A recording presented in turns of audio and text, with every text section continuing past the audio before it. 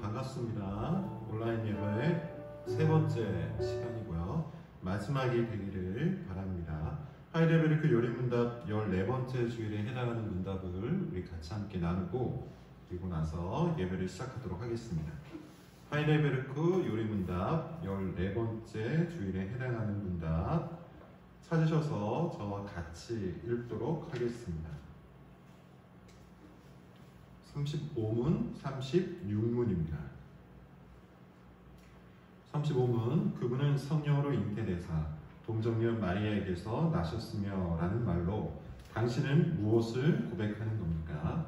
하나님의 영원한 아드님은 참되고 영원한 하나님이시며 여전히 참되고 영원한 하나님으로서 성령의 사역으로 동정녀 마리아의 살과 피로부터 참된 인성을 취하셨습니다. 그리하여 또한 다윗의 참된 자손이 되고 모든 일에서 그의 형제들과 같이 되셨으나 죄는 없으십니다. 36문, 그리스도의 거룩한 잉태와 탄생은 당신에게 어떤 유익을 줍니까? 그리스도는 우리의 중보자이심으로 잉태되고 출생할 때부터 가지고 있는 나의 죄를 그의 순결함과 온전한 거룩함으로 하나님 앞에서 가려줍니다. 동정녀 탄생과 관련된 교리입니다. 성령으로 잉태되사 동정녀 마리아에게서 나셨다라는 이 문구가 의미하는 바가 무엇인지를 묻고 있죠. 쉽게 이야기하면 신성과 인성을 동시에 취하셨음을 이야기하고 있는 것입니다. 하나님의 아들 예수 그리스도께서는 하나님으로서 이 땅 가운데 오신 것이죠. 그리고 성령의 사역으로 말미암아 동정녀, 남자를 알지 못하는 여인의 몸으로 이 땅 가운데 나오신 겁니다. 참된 인성을 취하셨다는 이야기입니다. 참된 신성과 참된 인성으로 말미암아 유일한 구원자가 될 조건을 갖고 이 땅에 오신 것이죠. 특히나 중요하게 우리가 살펴보아야 할 말씀이 있습니다. 그의 모든 형제들과 같이 되었으나 죄는 없다라는 그런 이야기입니다. 인간의 모습으로 이 땅에 오셨지만, 인간의 몸을 갖고 이 땅에 오셨지만, 그리하여 인간과 모든 부분에 있어서 다 똑같지만 죄는 없으신 분입니다. 그러므로 36문에서 자연스럽게 이야기를 이어갈 수 있겠죠. 나의 모든 죄, 나의 모든 악함을 죄 없으신 예수 그리스도께서 십자가 사역을 통하여 우리를 완전히 구원해 주실 수 있다는 것이죠. 그분의 의로움, 그분의 순결함, 그분의 거룩함으로 하나님 앞에서 우리의 모든 죄를 가려 주실 수 있다는 뜻입니다.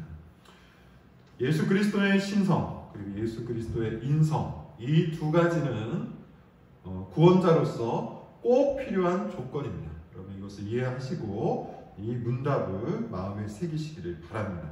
우리 같이 함께 예배로의 부르심으로 예배를 시작하도록 하겠습니다. 시편 23편 1절 2절 말씀입니다. 제가 읽을 때 우리가 예배 드리는 그분은 바로 이와 같다는 사실을 마음으로 고백하면서 같이 함께 예배로의 부르심 가운데 임하도록 하겠습니다. 여호와는 나의 목자시니 내게 부족함이 없으리로다. 그가 나를 푸른 풀밭에 누이시며 쉴만한 물가로 인도하시는도다. 기도하겠습니다. 하나님 아버지, 우리를 돌보시고 우리를 인도하여 주심에 감사를 드립니다.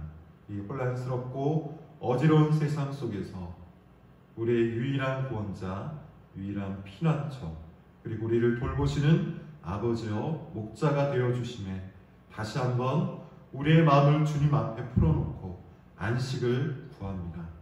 이 자리에 찾아와 함께 예배를 드리는 우리 모든 성도들에게 참된 안식, 참된 평안, 참된 위로를 허락하여 주시옵소서.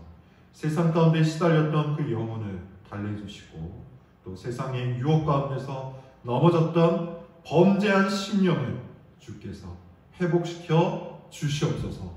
오늘 이 예배를 주님 앞에 드릴 때 우리가 거룩한 마음을 가지고 간절한 마음을 품고 주님 앞에 나아가게 하시고 하나님이 어떠한 분인지 깨닫는 귀한 시간이 되게 하여 주시옵소서. 예수 그리스도를 붙들고 담대히 은혜의 보좌 앞에 나아가는 우리 모든 성도들이 되게 하여 주시옵소서. 예수님의 이름으로 기도드립니다. 아멘. 우리 같이 함께 경배 찬양을 드리시겠습니다. 찬송가 22절입니다.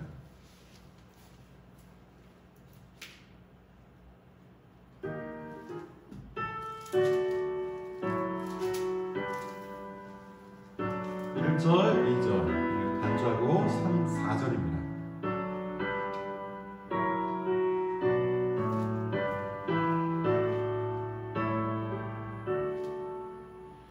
만유의 주 앞에 감사를 드리고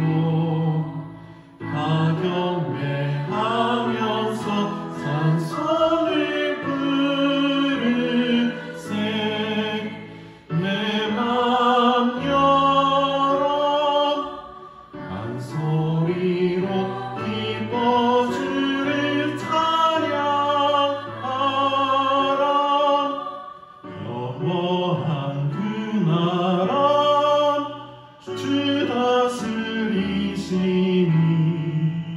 생명의 열쇠는 주님의 것이라. 내 맘 열어 한 소리로 기뻐 주를 찬양하라.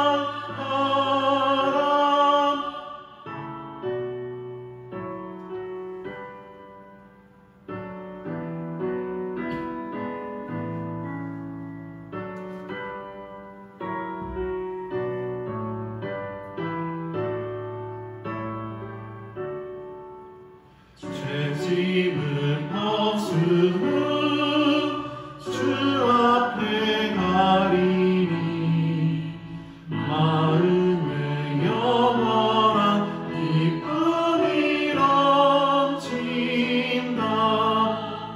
내 맘 열어 한 소리로 기뻐 주를 찬양하라. 참 소망 가지고 그날을 기리며 주 다시 오실 때 기쁘게 맞으리. 내 맘 열어 한 소리로 기뻐 주를 찬양하라.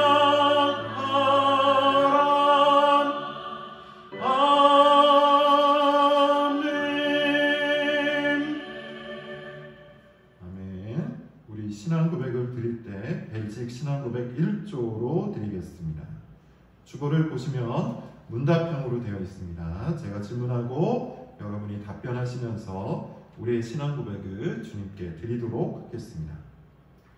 우리는 무엇을 믿고 무엇을 고백합니까? 우리는 유일하신 한 영적 존재가 계심을 우리 마음으로 믿고 입으로 고백합니다. 우리는 그를 무엇이라 부릅니까? 우리는 그를 하나님이라고 부릅니다. 우리는 그가 어떤 분인 것을 믿습니까? 우리는 그가 영원하시며 우리의 이해를 초월하시며 보이지 않으시고 불변하시며 무한하시며 전능하시고 완전히 지혜로우시며 의로우시고 선하시며 모든 선이 넘쳐 흐르는 원천이심을 믿습니다. 아멘. 하나님께서 이와 같은 분임을 우리 모두 마음으로 믿고 입으로 고백할 수 있기를 바랍니다. 자, 그 하나님에 관한 찬양을 시편 찬송으로 같이 함께 드리겠습니다. 시편 67편으로 만든 찬송가 132장입니다. 지난주에 우리가 함께 불렀던 찬송가죠. 132장입니다.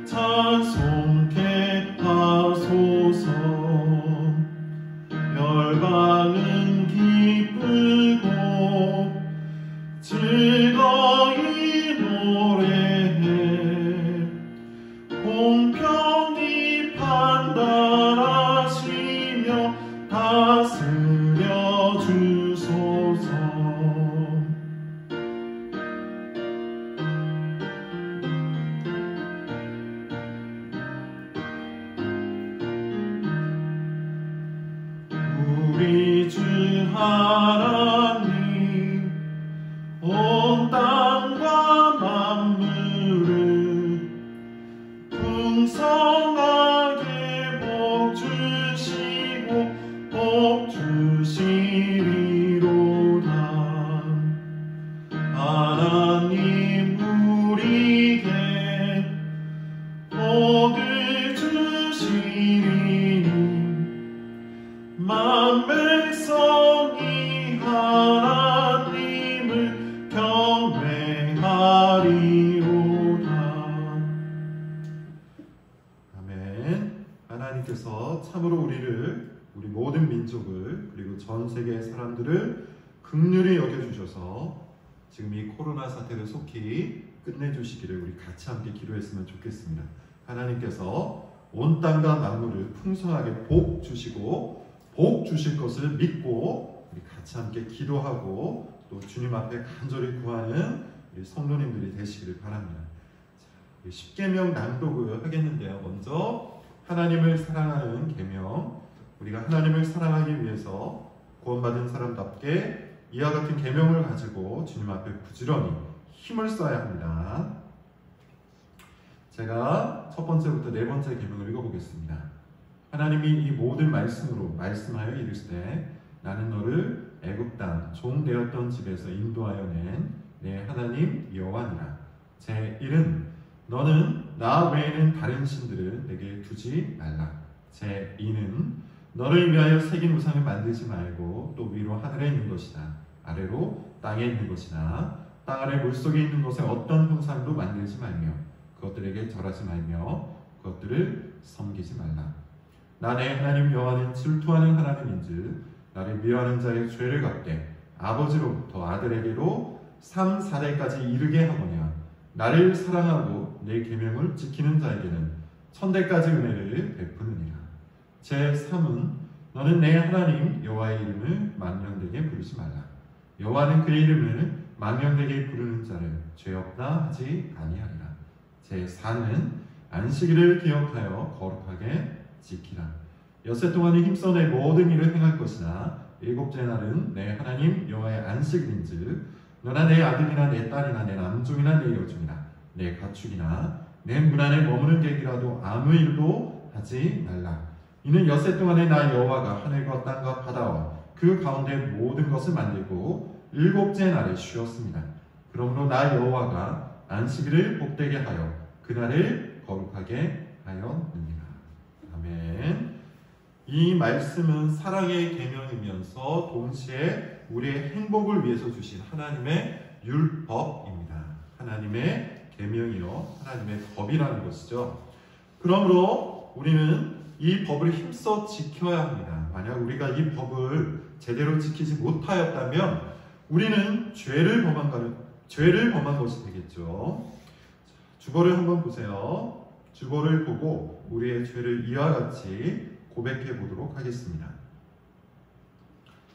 제가 낭독하겠습니다. 사랑의 하나님, 한 분 하나님 외에 다른 신들, 곧 돈과 자존심과 욕망과 평판을 숭배하였습니다. 우리에게 자비를 베풀어 주옵소서. 보이지 않는 하나님보다 눈에 보이는 것들을 더 신뢰하였습니다. 우리를 용서하여 주옵소서. 하나님의 이름보다 내 이름이 높이 들리는 것을 원했습니다. 우리에게 긍휼을 베풀어 주옵소서. 주님의 날을 주님을 위해 거룩히 지키기보다 내 성공과 만족을 위해 사용했습니다. 우리의 죄를 씻어 주옵소서. 이 죄의 고백은 하나님 사랑의 계명과 맞춰진 것이겠죠. 첫 번째로 여러분 한번 보십시오. 한 분 하나님 외에 다른 신들, 곧 돈과 자존심과 욕망과 평판을 숭배하였습니다. 이것은 첫 번째 계명을 어긴 내용을 고백하는 겁니다. 보이지 않는 하나님보다 눈에 보이는 것들을 더 신뢰하였습니다. 이것은 두 번째 계명을 어긴 것을 고백하는 것이겠죠. 하나님의 이름보다 내 이름이 높이 들리는 것을 원했습니다. 이것은 세 번째 계명을 어긴 죄에 관한 고백입니다. 주님의 날을 주님을 위해 거룩히 지키기보다 내 성공과 만족을 위해 사용했습니다. 마찬가지로 네 번째 계명에 해당하는 것입니다. 이 모든 것이 죄입니다. 그리고 바로 이 죄 때문에 예수 그리스도께서 이 땅에 오신 것이죠. 제가 한번 읽어볼게요. 그가 찔림은 우리의 허물 때문이요 그가 상함은 우리의 죄악 때문이라. 그가 징계를 받음으로 우리는 평화를 누리고 그가 채찍에 맞음으로 우리는 나음을 받았도다. 우리는 다 양 같아서 그릇 행하여 각기 제 길로 갔거늘 여호와께서는 우리 모두의 죄악을 그에게 담당시키셨도다. 밑에 보면 다 함께라고 되어 있는데요. 그럼 같이 한번 읽어볼게요. 그러므로 이제 그리스도 예수 안에 있는 자에게는 결코 정죄함이 없습니다. 우리는 죄인이지만 우리의 죄 때문에 예수 그리스도께서 이 땅에 오신 겁니다. 그리스도를 믿는 믿음 안에 있는 사람은 모든 죄를 용서받습니다. 정죄함이 없습니다. 여러분, 이것을 믿고 담대히 오늘도 은혜의 보좌 앞으로 나아가 주님 앞에 기도하고 찬양하고 예배드리는 우리 성도들이 되시기를 바랍니다. 시편 찬송가 144장입니다. 시편 73편으로 만든 찬송가입니다. 1절부터 4절을 하고 간주를 하고 나머지 절을 우리 같이 함께 불러보도록 하겠습니다.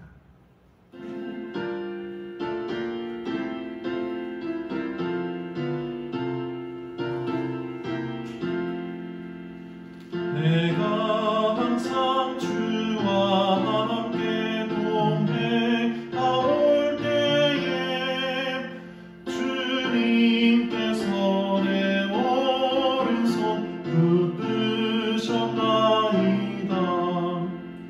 나를 주의 교훈으로 늘 인도하시고 후일에는 영광으로 나 영접하시리. 하늘에는 주님 외에 누가 있으리요. 땅에서도 주 밖에는 사모할 자 없네. 내 육체와 내 마음은 쇠잔할지라도 하나님은 내 마음의 반석이 되신다.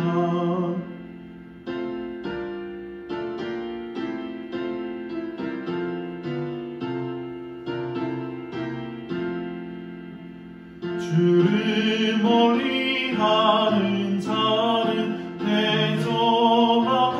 대적하리니 하나님을 떠난 자를 다 하나님 가까이 함이 나에게 복이라. 내가 주의 모든 행사 전파리이다.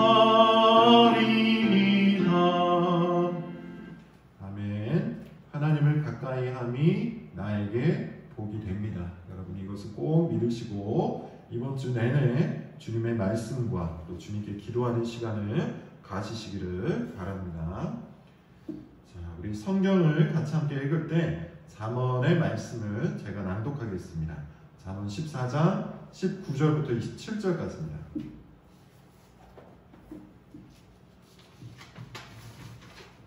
잠언 14장 19절부터 27절까지의 말씀, 주님께서 우리에게 주시는 권면이요 또 책망이요 충고임을 그리고 계명임을 여러분 믿으시고 이 말씀을 받으시기를 바랍니다. 악인은 선인 앞에 엎드리고 불의한 자는 의인의 눈에 엎드리느니라. 가난한 자는 이웃에게도 미움을 받게 되나 부유한 자는 친구가 많으니라. 이웃을 업신여기는 자는 죄를 범하는 자요 빈곤한 자를 불쌍히 여기는 자는 복이 있는 자니라.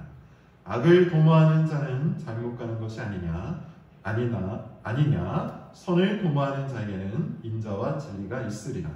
모든 수고에는 이익이 있어도 입술의 말은 궁핍을 이룰 뿐이니라. 지혜로운 자의 재물은 그의 면류관이요 미련한 자의 소유는 다만 미련한 것이니라. 진실한 증인은 사람의 생명을 구원하여도 거짓말을 뱉는 사람은 속이느니라. 여호와를 경외하는 자에게는 견고한 의뢰가 있나니 그 자녀들에게 피난처가 있으리라. 여호와를 경외하는 것은 생명의 셈이니 사망의 그물에서 벗어나게 하느니라. 아멘. 잠언의 여러 가지 권면과 훈계가 지금 우리에게 주어져 있습니다. 다 살펴볼 수는 없고 26절, 27절 말씀을 중심으로 보건대 여호와를 경외하는 것이 얼마나 중요한지 우리가 알 수가 있겠죠. 여호와를 경외하는 자에게는 견고한 의뢰가 있다. 여호와를 경외하는 것은 생명의 셈이다. 여호와를 경외하는 것은 잠언이 전하고 있는 가장 중요한 교훈입니다. 여호와를 경외하는 것이 지식의 근본이라고 이야기를 하고 있죠. 여호와를 경외한다는 것은 다른 말로 이야기하자면 여호와를 사랑한다는 뜻이기도 하고 여호와를 존경한다, 존중한다, 공경한다는 뜻이기도 합니다. 조금 더 문자적으로 해석하자면 하나님을 두려워한다라는 그런 뜻이기도 합니다. 한마디로 이야기하자면 여호와를 경외한다는 것은 하나님을 사랑하는 마음과 하나님을 두려워하는 마음이 결합된 상태를 의미하는 것이죠. 그런 마음의 상태를 가진 사람은 하나님 앞에서 어떻게 살까요? 하나님의 말씀을 귀히 여기고 주님의 훈계, 주님의 권면, 주님의 계명을 힘써 지키는 순종의 삶을 살아가겠죠. 여호와를 경외하는 것, 여러분 이것이 우리에게 가장 필요한 것입니다. 여호와를 경외하는 마음을 회복할 때 비로소 모든 것이 회복되는 것이에요. 우리의 마음이 회복되고 우리의 머리가 회복되고 우리의 감정까지도 회복되어서 주님이 우리에게 주시는 모든 것을 지킬 수 있는 힘을 얻게 되는 것이죠. 여호와를 경외하시기를 바랍니다. 주님을 사랑하시고 주님을 두려워하시기 바랍니다. 그런 마음이 우리 안에서 회복되기를 성령께 간구하시기를 바랍니다. 그런 자에게 커다란 복이 있습니다. 우리 같이 함께 기도를 하도록 하겠습니다. 만군의 하나님, 모든 것을 다스리시고 자신의 기쁘신 뜻대로 복을 허락하여 주시는 하나님, 감사를 드립니다. 하나님의 기쁘신 뜻대로 예정하셔서 우리를 부르시고 구원하여 주신 하나님께 영광을 드립니다. 우리를 자녀 삼아 주셔서 지키시고 먹이심에 또한 감사를 드립니다. 목자가 되어 주심으로 푸른 초장으로 인도하시고 쉴만한 물가로 인도하여 주심에, 그리고 모든 고난과 어려움 속에서도 늘 동행하여 주심에 감사를 드립니다. 아버지 하나님, 이 자리에 찾아와 함께 예배드리는 모든 성도들의 마음속에 이와 같이 하나님을 향한 충만한 감사와 사랑이 있게 하여 주시옵소서. 주님을 경외하는 마음을 회복시켜 주시옵소서. 주님을 경외하는 마음은 성령께서 우리 가운데 허락지 아니하시면 찾아올 수 없사오니 간구하옵건대 모든 성도들의 마음속에 성령이 도와주셔서 주님을 경외하는 마음을 회복시켜 주시옵소서. 하나님을 경건히 두려워하며 하나님을 뜨겁게 사랑하는 마음이 이 자리에 찾아와 함께 예배드리는 모든 성도들의 심령이 되게 하여 주시옵소서. 아버지 하나님, 나라와 민족을 위해서 기도합니다. 하나님께서 도와주시옵소서. 긍휼히 여겨 주시옵소서. 이 나라를 안정시켜 주시옵소서. 참된 안식이 속히 임하게 하여 주시옵소서. 모든 교회가 나라를 위하여 기도하게 하시고 복음으로부터 찾아오는 진정한 기쁨과 평안과 안식과 기쁨이 있게 하여 주시옵소서. 아버지 하나님, 교회를 위해서도 기도합니다. 우리 교회를 지키시고 인도하시고 부흥시키시고 성장시켜 주시옵소서. 먼저는 모든 성도들의 삶과 내면을 주님께서 깨워주시고 생명으로 가득 차게 하여 주시옵소서.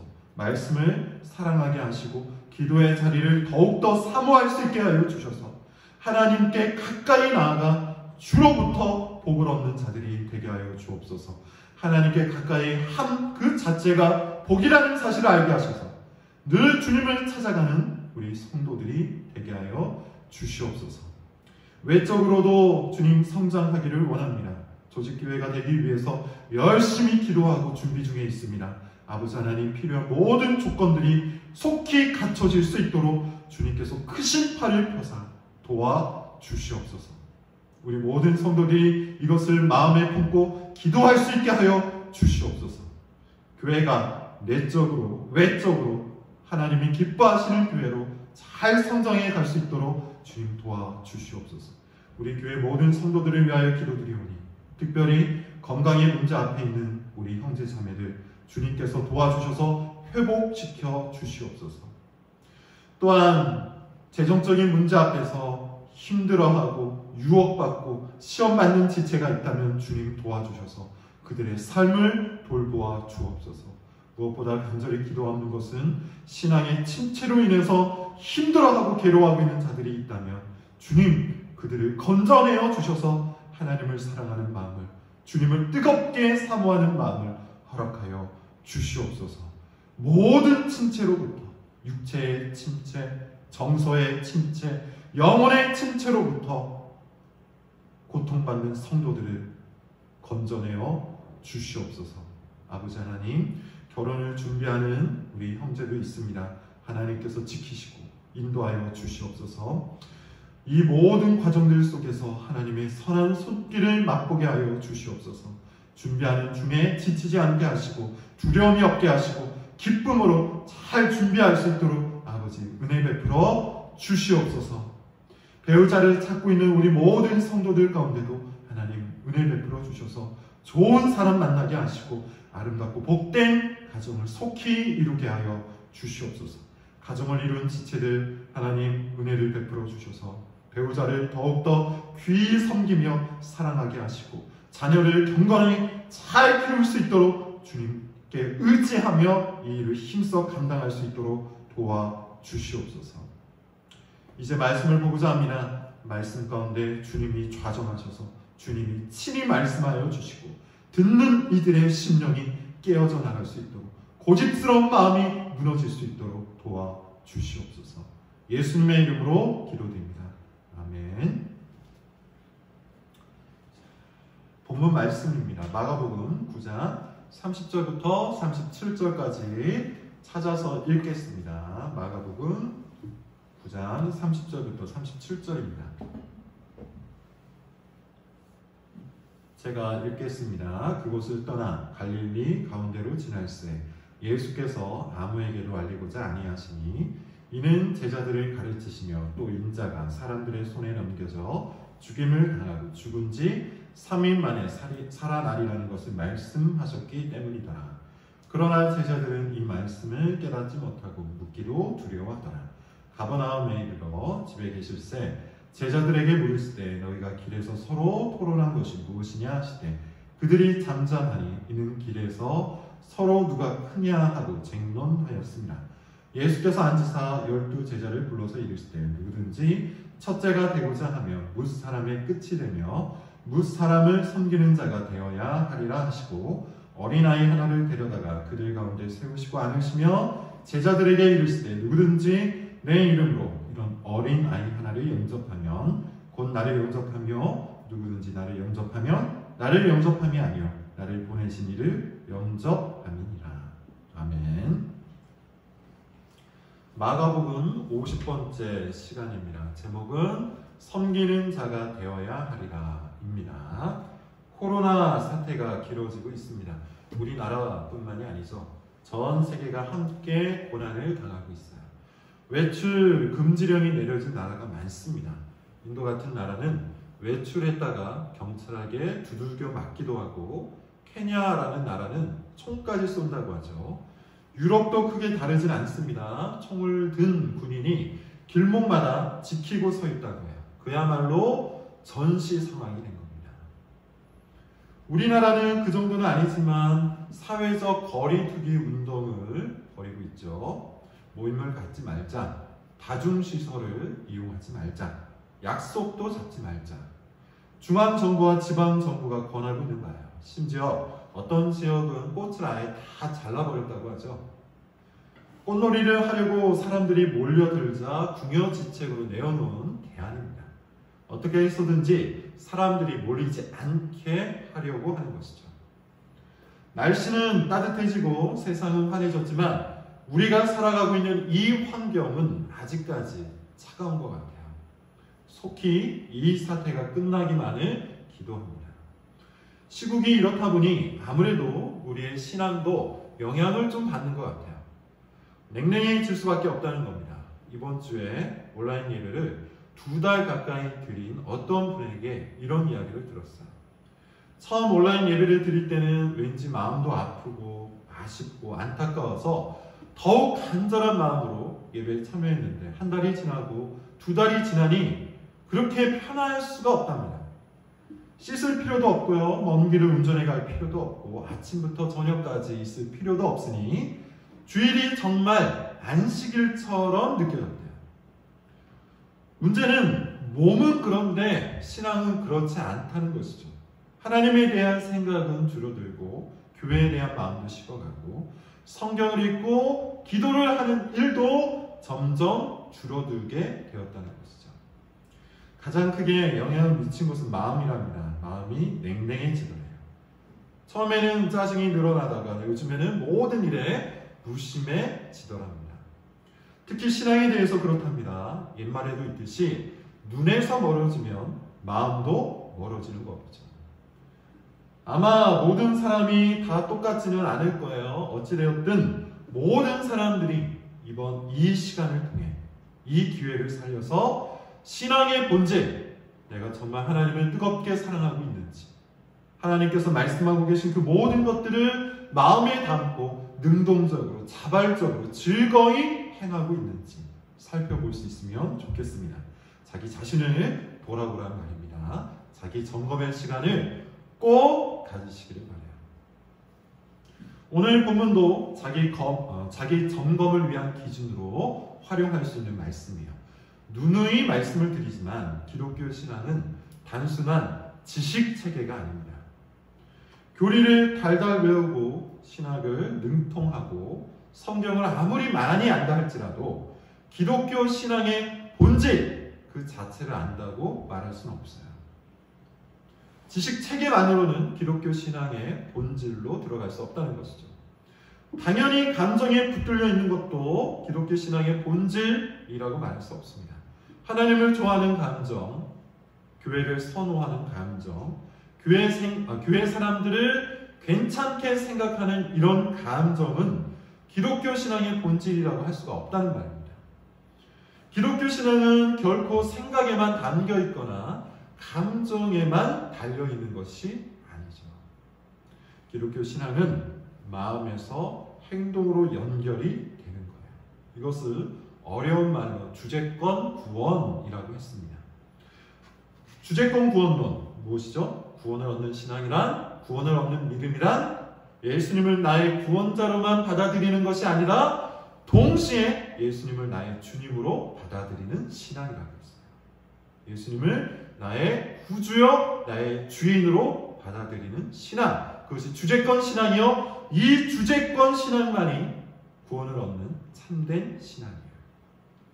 비록 그 속도가 늦고 자주 넘어지기는 하지만 그래도 계속해서 예수님을 주님으로 인정하고 주님의 뜻대로 살아가려고 하는 삶, 그것이 정말 기독교 신앙이라고 했죠. 지식체계 아니면 감정에만 의존되어 있는 신앙은 참된 신앙이라 할 수 없어요. 참된 기독교 신앙은 마태복음, 마가복음에서 우리가 끝없이 듣고 있는 바입니다. 예수님은 열매로 거짓 신앙의 여부를 판단하겠다 이렇게 말씀하셨어요. 그날에는 예수님께 주여 주여 하는 자들이 아주 많겠지만 그들이 불법을 행하였기에 예수님은 그날 그들을 모르신다고 말씀하신답니다. 또한 이 땅에서 예수님을 부인하며 사는 자들을 향해서는 그 나라에서 예수님도 그들을 부인하겠다고 말씀하세요. 무엇보다 자기를 부인하고 자기 십자가를 지고 예수님을 따르지 않는 자는 제자가 아니다 이렇게 말씀을 하시죠. 참된 신앙은 마음에 심어져서 삶으로 열매를 맺는 겁니다. 다시 한번 말씀을 드리죠. 참된 신앙은 마음에 심어져서 삶으로 열매를 맺는 거예요. 삶 속에 도무지 믿음의 열매가 없는 사람은 믿음의 뿌리도 없을 가능성이 아주 높다는 겁니다. 우리가 살펴보고 있는 이 단락도 그런 주제를 전하고 있어요. 지금 이 단락에서 예수님은 제자 훈련, 제자 교육을 계속해서 시도를 하고 계시죠. 가장 먼저 제자들에게 신앙 고백을 이끌어내세요. 너희는 나를 누구라 하느냐. 베드로가 이렇게 얘기합니다. 주와 그리스도가 되십니다. 그리고 나서 예수님은 고난받고 죽으시고 살아날 것을 가르치시죠. 예수님이 이 땅에 오신 진짜 목적, 그것을 알리신 겁니다. 그런데 누가 반대합니까? 주와 그리스도라고 고백을 했던 베드로가 예수님의 가르침에 반대를 해요. 베드로가 원한 그리스도는 그런 그리스도가 아니었던 겁니다. 베드로가 원했던 구원은 그런 구원이 아니었던 거예요. 그가 원했던 인생은 그런 인생이 아니었던 거예요. 고난받고 죽는 것은 실패한 인생에 불과하다고 생각했기 때문이겠죠. 예수님은 그런 베드로에게 그리고 제자들과 무리에게 다시 한번 참된 신앙이 무엇인지를 가르치십니다. 소위 말하는 제자도였어요. 자기를 부인하라. 자기 십자가를 지고 나를 따르라. 영원한 생명을 위해 이 땅의 생명을 희생하라. 이것이 예수님의 가르침이었습니다. 그리고 변화산에서 영원한 생명이 갖는 영광을 직접 보여주세요. 이와 같이 예수님은 믿음을 삶과 긴밀하게 연결해서 말씀을 하고 계시죠. 마음속에 담긴 신앙, 마음으로부터 자라나는 신앙, 그것만이 참된 신앙이에요. 그것만이 예수님께서 가르치신 믿음, 신앙이에요. 우리가 성경을 바르게 읽으면 기독교 신앙만큼 아주 명확한 것이 없어요. 자꾸만 다른 방식으로 해석하려는 우리의 부패한 본성을 경계해야 한단 말입니다. 성경은 아주 명확한데 우리의 부패한 본성은 그 명확한 성경을 가져다가 희미하게 만들기 때문이에요. 꼭 그것만이 신앙인가? 다른 형태의 신앙도 있는 게 아닌가? 왜 그것만이 참된 신앙이라고 주장하는가? 너무 독단적이고 너무 배타적인 것 아닌가? 나에게는 다른 사람이 모르는 내 안에 간직한 아주 작은 신앙이 있다. 나는 내 신앙대로 믿으려 한다. 여러분 혹시라도 이런 생각 갖고 있다면 다시 한번 눈을 열어서 오늘 본문을 잘 보세요. 지금 우리가 살펴보고 있는 이 본문을 다시 한번 읽어보세요. 예수님이 뭐라고 말씀하시는지 한번 보라는 겁니다. 부패한 본성이 신앙을 왜곡하지 않도록 우리는 항상 우리 자신을 경계해야 하는데 성경을 갖고 경계해야 해요. 자, 오늘 본문을 한번 볼게요. 30절부터 32절입니다. 그곳을 떠나 갈릴리 가운데로 지나였어요. 예수께서 아무에게도 알리고자 아니하시니 이는 제자들을 가르치시며 또 인자가 사람들의 손에 넘겨서 죽임을 당하고 죽은 지 3일 만에 살아나리라는 것을 말씀하셨기 때문이더라. 그러나 제자들은 이 말씀을 깨닫지 못하고 묻기로 두려워하더라. 마가복음에 나타나는 두 번째 고난 예고입니다. 두 번째 순환 예고예요. 예수님께서 십자가를 준비하고 계신다는 뜻이죠. 두 번째로 말씀하고 있다는 것이 중요해요. 십자가 고난이 다가왔다는 뜻이고 동시에 그만큼 이 사건이 중요하다는 뜻이죠. 31절을 보면 제자들에게 이것을 가르치셨다 이렇게 표현이 되어 있어요. 십자가 사건을 가르치신 겁니다. 십자가 사건을 가르치셔서 기독교 신앙의 본질이 무엇인지 제자들이 알기를 원하신 거예요. 기독교 신앙 무엇입니까? 그리스도를 믿고 그리스도를 따르는 겁니다. 이 두 가지는 분리된 것이 아니에요. 그리스도를 믿는 것과 그리스도를 따르는 것, 이 두 가지는 분리되어 있는 것이 아닙니다. 신학적인 용어로 말하자면 칭의와 성화는 분리된 것이 아니에요. 좀 더 쉬운 말로 하자면 믿음과 행위는 분리된 것이 아니에요. 예수님은 그것을 제자들에게 가르치고 계신 것이죠. 그런데 제자들은 이 말씀을 깨닫지 못했다고요. 심지어 묻는 것조차 두려워했다고 하죠. 왜 두려워했는가? 여러 가지 해석이 있어요. 가장 적절한 해석은 그 의미가 자기들이 싫어하는 것일까봐 묻기조차 두려워했다는 거예요. 혹시라도 정말 예수님이 죽으신다는 말이고 정말 자기도 그렇게 살아야 한다는 말일까봐 두려워서 묻지 않은 겁니다. 일부러 외면한 거예요. 듣기 싫은 말을 듣고 싶지 않기 때문에 묻지 않은 겁니다. 여러분, 우리도 종종 그럴 때가 있죠. 자기가 듣기 싫은 말을 누군가가 하면 어떻게 합니까? 일부러 말을 빙빙 돌리죠. 다른 말을 해요. 화제를 바꾼다는 말입니다. 듣기 싫은 말이 명확히 드러나면 듣기 싫어도 그것을 들어야만 하기 때문에 일부러 그런 전략을 쓰는 거예요. 마치 그런 심리였던 것이죠. 듣기 싫은 말을 들을까봐 두려워 묻지 않은 겁니다. 여러분, 초반에 제가 이런 말을 했어요. 자기를 점검하라. 부패한 본성은 계속해서 자기 자신을 방어하도록 합니다. 부패한 본성은 계속하여 진리에서 우리의 눈을 돌리도록 만들어요. 하나님 말씀 앞에서 자기를 명확히 드러내는 것이 아니라 자기를 숨긴다는 겁니다. 숨기려고 한다는 겁니다. 싫어하는 말을 들을까봐 그런 것이죠. 싫어하는 일을 시킬까봐 그런 거예요. 그래서 말씀을 두려워하고 말씀을 명확히 전하는 사람도 두려워하는 거예요. 도망가고 거부하는 겁니다. 이런 사람은 기독교 신앙의 본질 속으로 들어가기가 참 어렵습니다. 교회를 오래 다녀도 변하지 않는 이유, 바로 여기 있는 것이죠. 듣고 싶은 말만 듣고 듣기 싫은 말을 거부하는 거예요. 그러다 보니 마음과 삶은 변하지 않고 무엇만 세질까요? 고집만 세지는 거예요. 듣고 싶은 말만 들으니 고집만 세지겠죠. 마음과 삶의 열매가 맺히기보다는 오히려 교만해지는 겁니다. 듣기 싫은 말은 걸러서 듣지 않아 버리니 교만해지는 것이죠. 정말로 안타까운 일입니다. 교회를 아무리 오래 다녀도 결코 변화를 맛보지 못하는 사람의 심리 상태예요. 여러분, 여유가 있는 요즘 이 경건한 날을 맞이하여서 권면하건대 여러분 자신을 꼭 점검하시길 바랍니다. 열매가 맺히고 있는지를 보십시오. 아니면 더욱더 고집스러워지고 있는 것은 아닌지 살펴보십시오. 듣기 싫은 말을 듣고 있는지 아니면 듣고 싶은 말만 듣고 있는지 그것이 지금 여러분의 신앙 상태인 겁니다.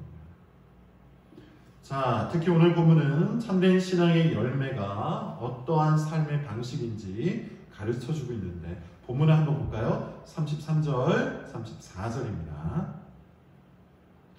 찾았으면 제가 읽겠습니다. 가버나움에 이르러 집에 계실새 제자들에게 물으시되 너희가 길에서 서로 토론한 것이 무엇이냐 하시되 그들이 잠잠하니 이는 길에서 서로 누가 크냐 하고 쟁론하였습니다. 가버나움의 집이랍니다. 베드로의 집일 거야. 제자들을 불러 모시죠. 그리고 너희가 길에서 토론한 것이 뭐냐 이렇게 물어보세요. 길에서는 모르는 척 하셨지만 사실 다 알고 계셨던 겁니다. 적절한 시간에 적절히 가르치기 위해 잠시 모른 척 하셨다가 다시 불러 모으신 거예요. 여기에서도 우리는 예수님의 교육 방법을 배울 수가 있는데 본문에서 그것은 중심 주제가 아니니 넘어가도록 하죠. 중심 주제는 따로 있습니다. 예수님의 질문에 제자들이 꿀먹은 벙어리가 됩니다. 싸웠던 이유가 이거였기 때문이에요. 서로 누가 크냐. 아무 말도 하지 못했습니다. 그것으로 볼 때 제자들도 이 싸움이 잘못되었다는 것 정도는 알고 있었던 것 같아요. 짐작은 하고 있었던 것 같아요. 그렇다면 좀 이상하죠. 아주 명확하게는 몰랐어도 어느 정도는 짐작을 한 것 같은데 그들은 왜 길가에서 서로 누가 크냐고 싸웠던 걸까요? 잘못된 것이라는 걸 알면 고통은 하지 않는 게 정상이잖아요. 그럼에도 불구하고 제자들은 그 잘못된 것을 놓고 싸운 겁니다. 여기에는 두 가지 이유가 있어요. 첫째, 서로 누가 크냐를 놓고 싸운 것은 당시 문화 중 하나였어요. 소위 말하는 명예문화, 체면문화라는 것이 있습니다. 지금도 있어요. 팔레스타인 지역에는 명예가 굉장히 중요했죠. 다른 사람들에게 인정받는 것이 거의 죽고 사는 문제예요.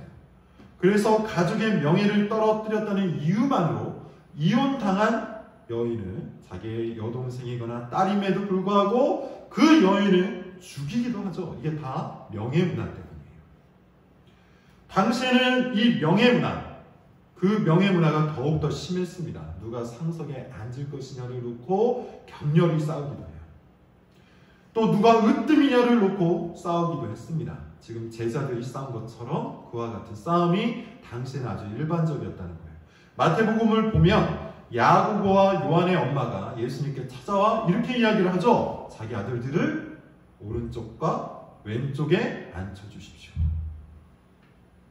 유대인들은 모이기만 하면 서로 누가 크냐를 놓고 논쟁을 했어요. 이것이 당시 문화였다는 겁니다. 둘째, 서로 누가 크냐를 재는 것은 사람의 본성 그 자체. 다른 사람보다 더 높은 자리에 앉고 싶은 마음, 다른 사람보다 더 많은 것을 갖고 싶은 마음, 다른 사람보다 더 크고 싶은 마음, 그래서 다른 사람을 지배하고 싶은 마음. 이것은 사람의 본성, 곧 교만입니다. 사람의 교만한 본성과 당시 문화의 영향으로 인해 제자들은 이것이 잘못된 것이라는 것을 알고도 어느 정도 짐작해놓고도 이걸 그대로 행한 거예요. 서로 누가 크냐를 놓고 싸운 겁니다. 자, 여러분, 이 두 가지 이유, 지금 여기를 살아가고 있는 우리에게도 동일하게 적용이 되는 이유예요. 우리 사회도 노골적이죠. 어떤 의미에서는 더욱더 은밀하고 그래서 더욱 강력한 문화 중에 하나입니다. 경쟁이라는 미명하에 다른 사람보다 높아지려는 욕구를 당연하게 받아들이도록 선전을 하잖아요. 우리가 보고 듣고 느끼는 모든 문화가 우리의 교만한 본성을 자극하는 문화입니다. 높아지려는 욕구, 많이 가지려는 욕구, 지배하려는 욕구를 전혀 이상히 여기지 않는다는 겁니다. 그러다 보니 어떻습니까? 우리 마음 한켠에는 이것이 이상한 줄 알면서도 그럼에도 불구하고 나도 모르게 서로 누가 크냐를 놓고 싸우고 있다는 것이죠. 싸우게 된다는 거예요. 더 크고 더 높은 자리를 선점하기 위해 그것을 목표로 살아가는 것이 일상이 되어버렸다는 겁니다. 기독교인조차 그것이 잘못되었다는 것을 어렴풋이 짐작하고 있는 그리스도인들조차 서로 누가 크냐를 놓고 싸우며 살아가고 있다는 것이죠. 인생의 목표가 되어버렸다는 겁니다. 자기도 모르게. 그리고 어느 순간부터는 자기 의지로 그것만을 바라보면서 살아가게 된다는 것이죠. 그러나 우리 인생 속에, 우리 마음 속에 오직 자기 자신을 높은 자리로 올리기 위한 목표만이 있다면 우리는 기독교 신앙을 잃어버린 거예요. 단언컨대 그렇습니다. 기독교 신앙의 가장 중요한 특징, 여러분 뭘까요? 본문의 맥락으로만 답변을 드리자면 자기를 부인하는 거예요. 자기를 부인하는 겁니다. 몇 번 반복해서 말씀을 드렸지만 다시 한번 반복해서 말해요. 종교개혁자 칼빈은 그리스도인의 삶의 요체, 곧 그리스도인에게 가장 중요한 삶, 무엇이라고 말합니까? 자기를 부인하는 삶이라고 해요. 자기를 부인하는 삶, 그것이 그리스도인의 삶의 요체요. 그것의 구체적인 삶이 하나님을 사랑하는 삶이요, 이웃을 사랑하는 삶이라고 합니다. 다시 이야기하지만 여러분, 기독교 신앙에 있어서 가장 중요한 특징은 자기를 부인하는 거예요. 곧 다른 사람을 사랑하는 거예요. 자기를 목표로 삼고 살아가는 삶이 아니라 자기 밖에 있는 존재, 위로는 하나님이요, 옆으로는 이웃을 사랑하는 삶이 바로 자기를 부인하는 삶이에요. 그것이 그리스도인의 삶의 요체예요. 그것이 기독교 신앙의 본질입니다. 코로나 사태를 맞이하면서 많은 사람들이 위축되어 있죠. 자기의 안전을 지키는 일을 가장 우선시하고 있어요. 당연합니다. 꼭 해야 하는 겁니다. 이미 많이 말씀을 드렸어요. 그러나 어떤 경우에는 이것이 거의 우상이 되어버리기도 하죠. 무슨 말일까요? 자기에게 조금이라도 피해를 주는 일이 생기면 불같이 화를 내요. 그리고 그것이 당연하다고 스스로 납득을 합니다. 잘 생각을 해보세요. 작은 위험에도 신경질적으로 반응을 합니다. 그리고 그것이 당연하다고 스스로 납득을 해요. 안전을 챙겨야 하는 입장에서 물론 이해가 됩니다. 그러나 자칫하면 그것이 습관이 되고 그것이 본성이 될 수 있어요. 그리스도인은 가장 위험한 상황에서도 가장 희생적인 사람이 되어야 마땅합니다.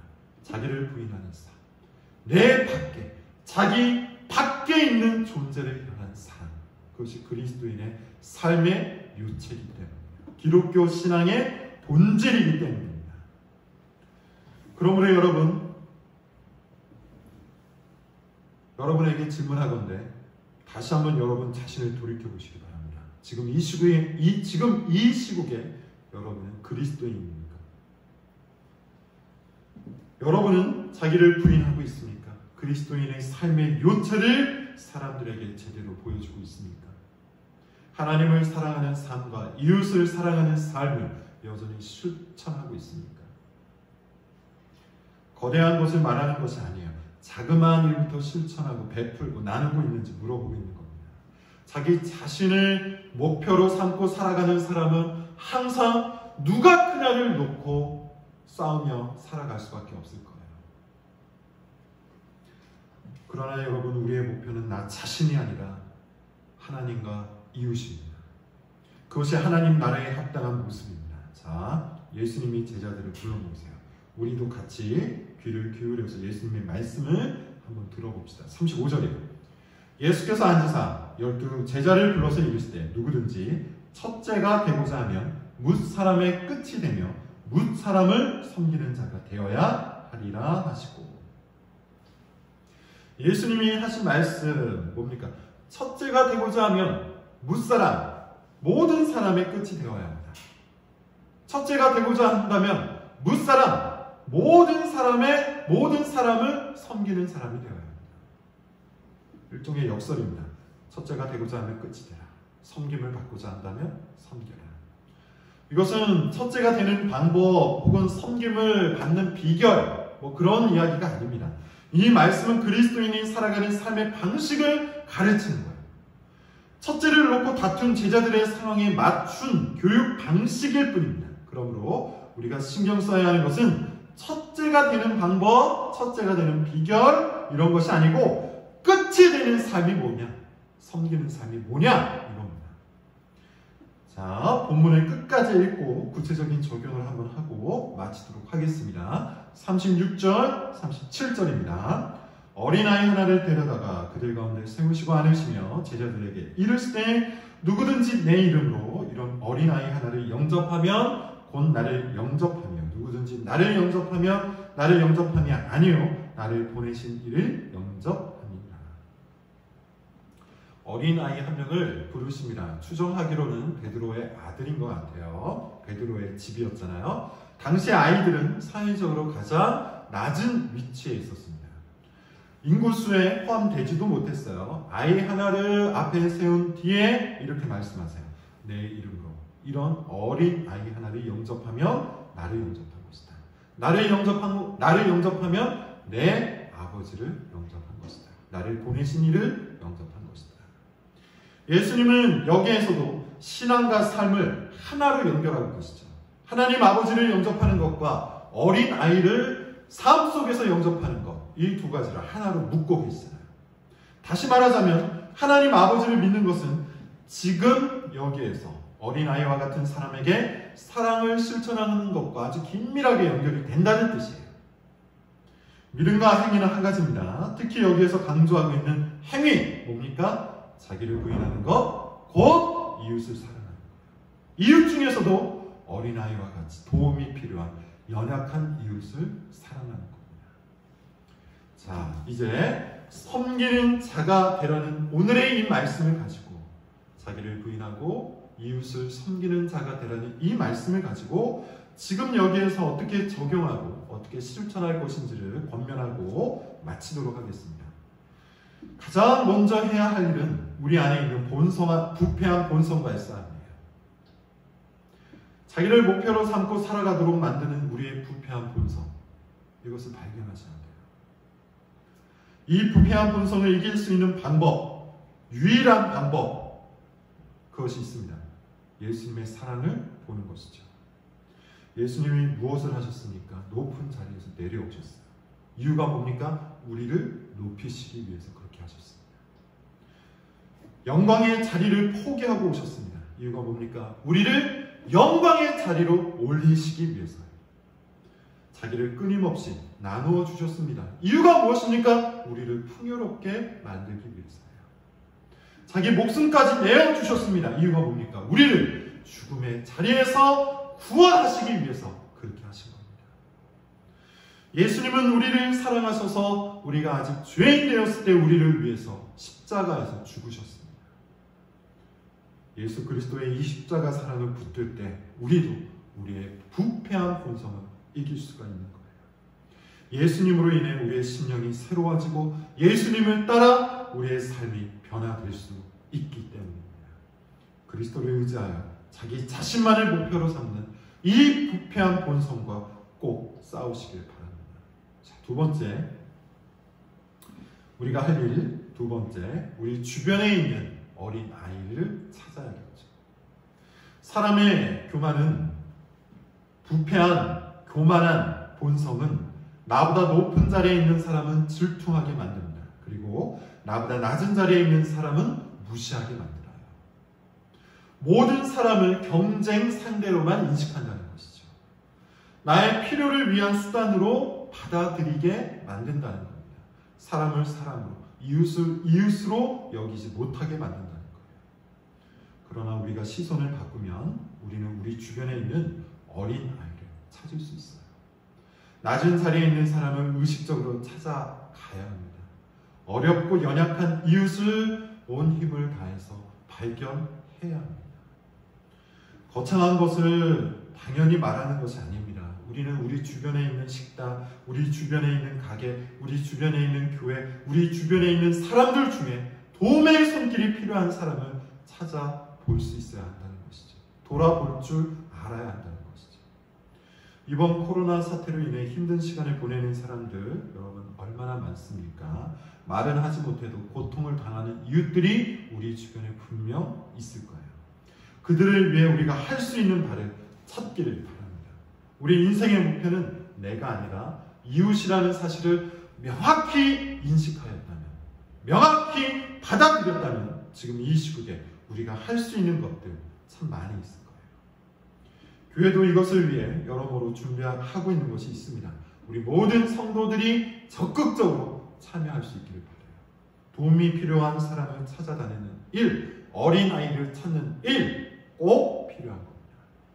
자, 세 번째, 섬기기 위하여 해야 할 세 번째 일, 그것은 정말로 끝이 되는 인생, 정말로 섬기는 인생이 되어야 한다는 것이죠. 늘 강조하지만 희생이 필요해요. 손해가 필요해요. 나눔이 필요해요. 게다가 이것은 이벤트적인 것이 아니라 일상이 되도록 해야 합니다. 두 가지로 말하겠습니다. 하나는 정기적인 기부, 정기적인 후원을 하시기를 바랍니다. 우리 교회 성도들에게 강조하는 것 이삭줍기입니다. 우리 노동의 대가를 우리가 다 걷어들이지 말고 이웃을 위해 남겨두자는 것이죠. 그동안 열심히 모아왔지만 제 개인적으로는 지금보다 더 많은 참여가 필요하다고 생각해요. 우리의 것을 우리 자신만을 위해서 쓰지 마시고 이웃을 위해 남겨놓는 습관을 꼭 만드시기 바랍니다. 이것을 위해 재정 계획도 짜시고 일정한 금액을 정기적으로 기부할 수 있기를 바라요. 다른 하나는 환대하는 삶, 영접하는 삶, 대접하는 삶이에요. 구약 성경을 보면 요즘 시대에는 이해하기 어려운 장면들이 종종 나옵니다. 지나가는 나그네를 지극히 극진히 대접하는 장면이에요. 예컨대 아브라함은 지나가는 나그네 세 사람을 불러다가 대접을 했는데 알고 보니 그들은 천사들이었죠. 롯도 마찬가지입니다. 소돔에 들어온 나그네를 환대했는데 알고 보니 천사들이었어요. 사사기 19장에도 나옵니다. 이 사람이 묵을 곳을 찾지 못했을 때 노인 한 사람이 와서 그를 환대해줘요. 요즘은 이겁니다. 어린아이와 같은 사람, 도움이 필요한 사람, 연약하고 어려움 속에 있는 사람을 환대하는 인생을 살아야 한다는 거예요. 손님처럼 그들을 접대할 수 있어야 한다는 것이죠. 영접하고 대접할 수 있어야 한다는 겁니다. 성경에 의하면 환대는 내가 빚진 사람이 되어서 빚쟁이를 대접해 주는 것처럼 행하는 겁니다. 그래서 바울은 사랑의 빚 외에는 아무 빚도 지지 말라고 하는 것이죠. 자, 말씀 맺겠습니다. 기독교 신앙은 신앙 고백에서 출발하지만 신앙 고백으로 끝나지 않아요. 교리가 반드시 필요하지만 교리가 전부는 아니에요. 신앙 고백과 신앙 생활, 교리와 삶, 믿음과 행위가 하나로 연결해요. 실제 삶에서 열매가 되는 것, 그것이 기독교 신앙이에요. 그리고 그 중심부에 어떠한 삶이 있는 것이죠? 섬기는 삶이 있는 겁니다. 환대하는 삶이 있는 겁니다. 베푸는 삶이 있는 거예요.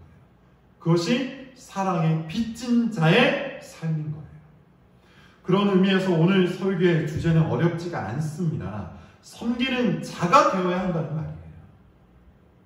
섬기는 자가 되어야 한다는 겁니다. 서로 누가 크냐를 놓고 싸우지 말고 자기 자신의 인생의 목표로 삼고 더 크고 더 높고 더 많이 가지려는 그런 인생을 살지 말고 하나님을 높이고 이웃을 섬기는 삶을 살아야 한다는 거예요. 특히 이웃을 섬기기 위해 지금 여기에서 내가 해야 할 일을 구체적으로 실천해야 한다는 것이죠. 이것은 신앙의 옵션이 아닙니다. 선택할 수 있는 신앙생활이 아닙니다. 참된 신앙을 가진 사람이라면 반드시 빚어내는 삶의 열매예요. 섬기는 자가 되십시오. 특히 이 시국에 사랑의 빚쟁이가 되어서 기꺼이 베푸는 삶을 사시기를 바랍니다. 끝이 되는 인생, 의식적으로 끝이 되는 인생, 그리고 섬기는 인생, 그런 기독교인의 참된 인생을 살아가시기를 바랍니다. 기도하겠습니다. 하나님 아버지, 사랑의 빚이 전혀 없음에도 불구하고 마치 빚쟁이처럼 이 땅에 오셔서 우리를 위하여 그 생명을 값으로 지불하셔서 우리를 구원하시고 우리를 자기 것으로 삼아주신 하나님 아버지, 그리고 그의 독생자 아들 예수 그리스도를 우리가 믿습니다. 그리고 그 믿음에 합당한 삶의 열매를 살기를 원합니다. 도와주시옵소서. 부패한 본성과 싸우게 하시고 연약한 자들을 찾아 헤매게 하시며 그들을 위해 나의 삶을 깨어 도울 수 있게 하여 주옵소서. 섬기는 자들이 다 되게 하여 주옵소서. 자기 자신만을 목표로 살지 말게 하시고 하나님과 이웃을 위해 살아갈 수 있게 하여 주시옵소서. 예수님의 이름으로 기도드립니다. 아멘. 자, 오늘 말씀에 기초하여서 자기 자신을 목표로 삼지 아니하고 이웃을 목표로 삼는 삶을 살기를 다짐하면서 우리 10계명 5번째부터 10번째 계명을 낭독하겠습니다. 이웃 사랑을 위하여 이와 같이 살기를 바랍니다. 제5는 내 부모를 공경하라. 그리하면 내 하나님 여호와가 내게 준 땅에서 내 생명이 길리라. 제6은 살인하지 말라. 제7은 간음하지 말라. 제8은 도둑질하지 말라. 제9는 내 이웃에 대하여 거짓 증거하지 말라. 제10은 내 이웃의 집을 탐내지 말라. 내 이웃의 아내나 그의 남종이나 그의 여종이나 그의 소나 그의 낙이나 무릇 내 이웃의 소유를 탐내지 말라. 예수께서 이르시되 내 마음을 다하고 목숨을 다하고 뜻을 다하여 주 너의 하나님을 사랑하라 하셨으니 이것이 크고 첫째 되는 계명이요 둘째도 그와 같으니 내 이웃을 내 자신같이 사랑하라 하셨으니 이 두 계명이 온 율법과 선지자의 강령이니라. 사랑의 마음을 가지시고 이 사랑의 계명들을 구체적으로 실천하는 우리 모든 성도들이 되시기를 바랍니다. 자, 우리 같이 함께 찬양을 드리시겠습니다. 찬송가 212장입니다.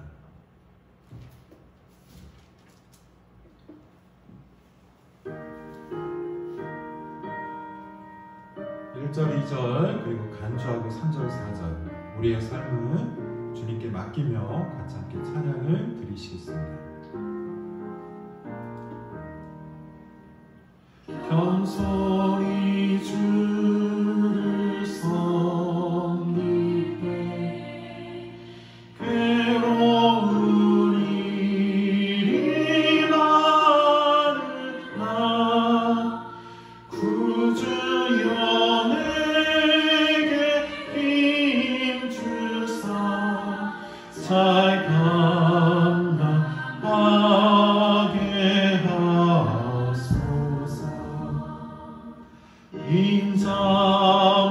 인자말을 가지고 사람을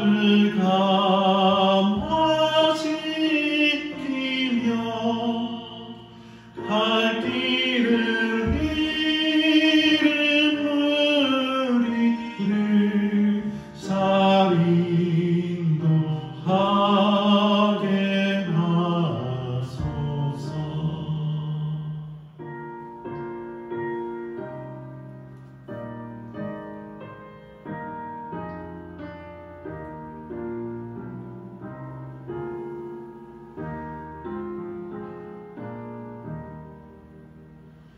구주의 귀한 은혜를 깨달아 알게 하시고 굳건한 믿음 주셔서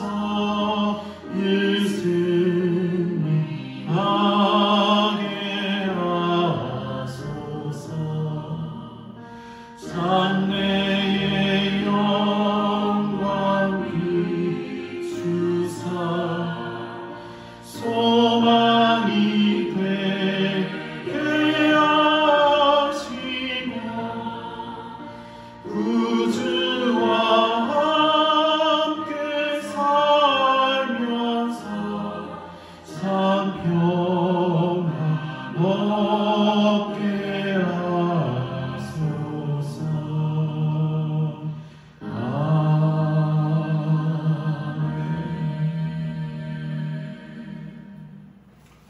제가 헌상 기도를 드리겠습니다. 하나님 아버지 감사를 드립니다. 우리를 먹이시고 입히시고 돌보심으로 주님 앞에서 건강히 그리고 풍요롭게 살게 하시니 감사를 드립니다.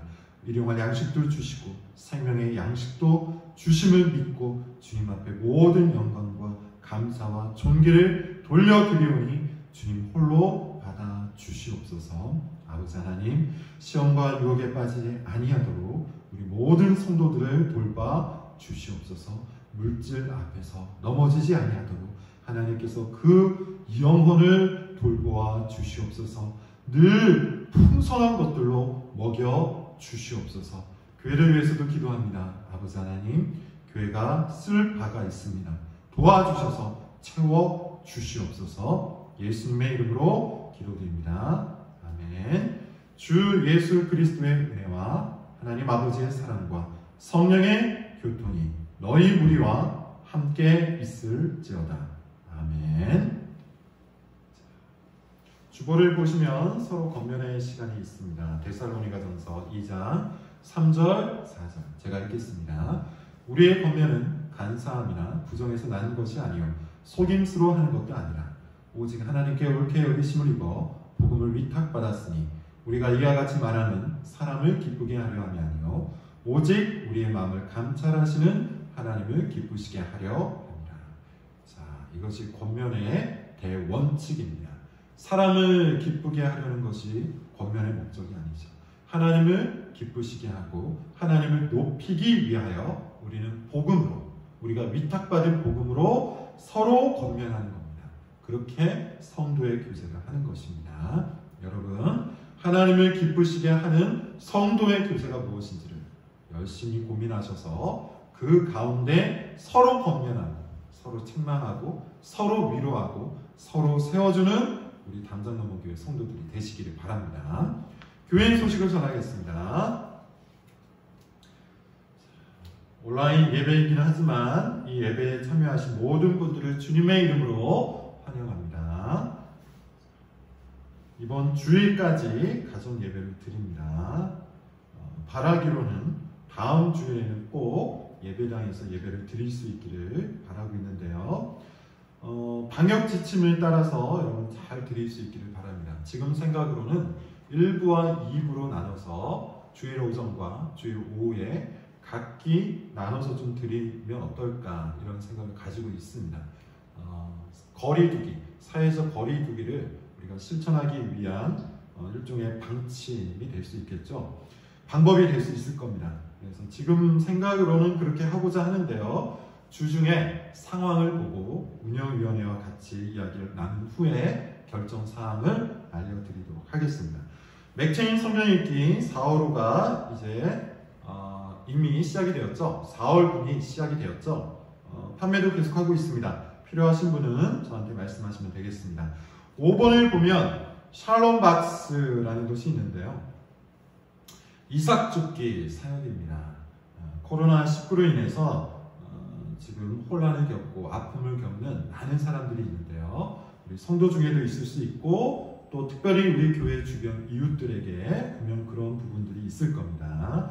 그분들을 위해서 우리가 큰 도움은 되지 않겠지만 위로의 차원 그리고 평안을 전달하는 차원에서 샬롬 박스를 좀 마련해서 드리면 어떨까 그런 생각을 가지고 있어요. 대상은 우리 모든 교회 성도입니다. 그리고 교회 주변 이웃이고요. 또 도움이 필요한 이웃들을 위해 백상자를 하려고 합니다. 성도들에게도 동일하게 나눠드리겠는데요. 필요하신 분은 그 샬롬 박스 안에 있는 것을 사용하셔도 좋고요. 만약에 본인이 필요가 없다 하면 주변 분들에게 선물로 드리면 되겠습니다. 뭐 대단한 것이 들어가진 않고요. 요즘 가장 중요한 마스크 그리고 또 건강을 챙길 수 있는 비타민 그리고 또 감기에 좋은 차 그리고 손소독제 등등입니다. 혹시 물품을 후원하실 분이 있으면 개인적으로 연락을 주시기를 바랍니다. 뭐 대단한 물품은 아니고요. 아주 간단한 것인데 본인이 마음이 있고 또 여력이 있으신 분들은 연락을 주시면 됩니다. 물품이 아니라 헌금으로 후원해 주실 분은 이삭죽기 계좌를 이용하시면 되겠죠. 이삭죽기 사역으로 진행하고 있는 것이고요. 복지위원을 함께 맡고 있는 운영위원회 결정 사항임을 알려드립니다.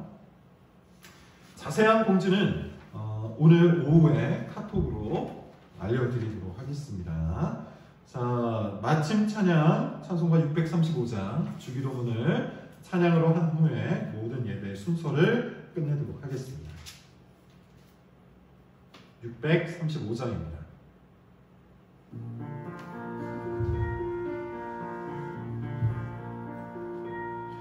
하늘에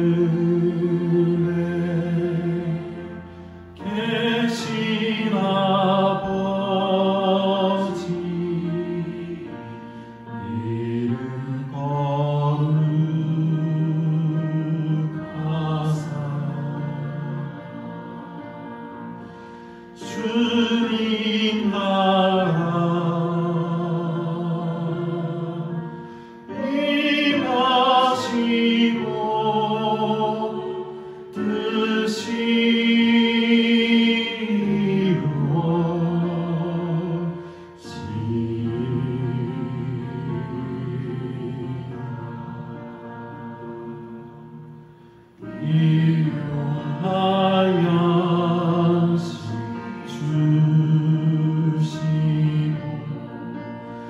우리들의 큰 죄 다 용서하옵시고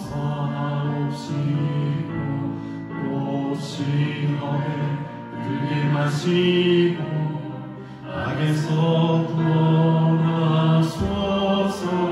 되게 주의 나라 주의 권세 주의 영광 영원히